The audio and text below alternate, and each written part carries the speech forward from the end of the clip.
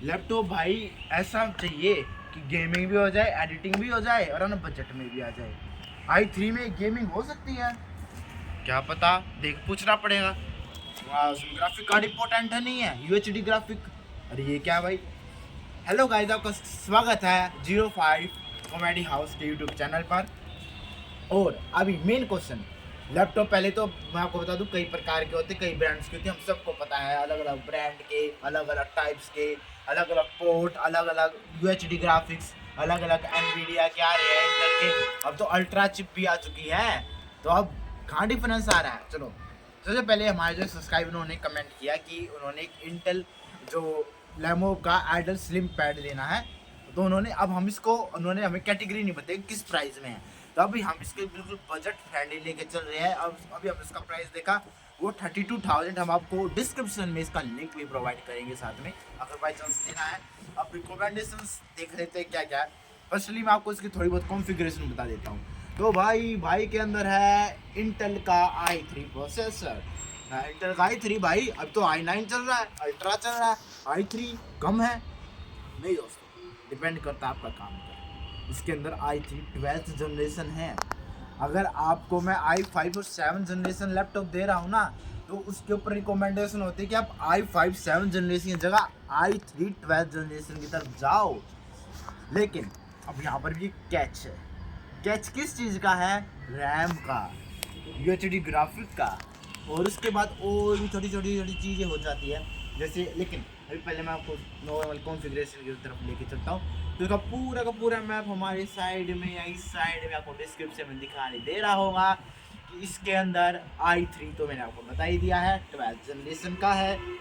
उसके बाद 8 GB की रैम है, 32,000 के अंदर आपको DDR4 मिल रही है। DDR4 मिल रही है आपको, यूएचडी ग्राफिक भी मिल रहे हैं जो इंटेल की तरफ से आते हैं हर किसी के लिए। लेकिन अब, और हाँ, डिस्प्ले साइज बता देता हूँ, 15.9 सेंटीमीटर, यानी कि जो हमारा, जिन्होंने हमारी आसूस वीवो देखी होंगी तो उसका साइज भी इतना ही था। लेकिन अब कैच करते हैं क्या क्या इसमें चीज़ें जो हमको ध्यान से देखनी है, क्या क्या चीज़ें नहीं है जो हमें ध्यान से नहीं देखनी। सबसे पहले इसकी जो डिस्प्ले साइज है 1920 मल्टीप्लाई बाय 1080p पिक्सल, ऐसा ही कुछ है। लेकिन अब हम मेन कॉन्फ़िगरेशन, क्योंकि एक लैपटॉप, अच्छा लैपटॉप बनता है उसकी कॉन्फ़िगरेशन से। हाँ, लेकिन एक जो आसूस वीवो बुक और जिसमें सेम है वो कि 180 डिग्री ये भी खुल सकता है, तो ये आपके पास एडवांटेज है। अब i3 इसके अंदर है 12th जनरेशन, वेरी अच्छी बात है भाई। i5 अगर 7 जनरेशन है तो उसके ऊपर भी प्रायोरिटी दे सकते हैं। लेकिन ये है U सीरीज़ का प्रोसेसर। अगर आप U सीरीज़ को देखो तो ये बहुत अल्ट्रा लो प्रोसेसर होते हैं।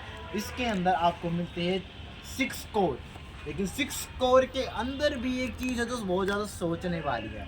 और वो सोचने वाली क्या है कि जिसके अंदर आपके 2 कोर है, वो है पावरफुल वाले कोर, यानी कि आपका काम तो कर देंगे पर 2 ही कोर है यार। आपकी एडिटिंग कोडिंग ये पावरफुल कोड करते हैं, गेमिंग वाले ये सारे आपके पावरफुल कोड करते हैं। 4 है आपके एफिशिएंसी कोड, जिसमें आती है आपकी, अगर आप कुछ स्क्रॉल करना है, यूट्यूब चलाना है, फिल्में देखनी है, ये नॉर्मल एफिशिएंसी कोड है।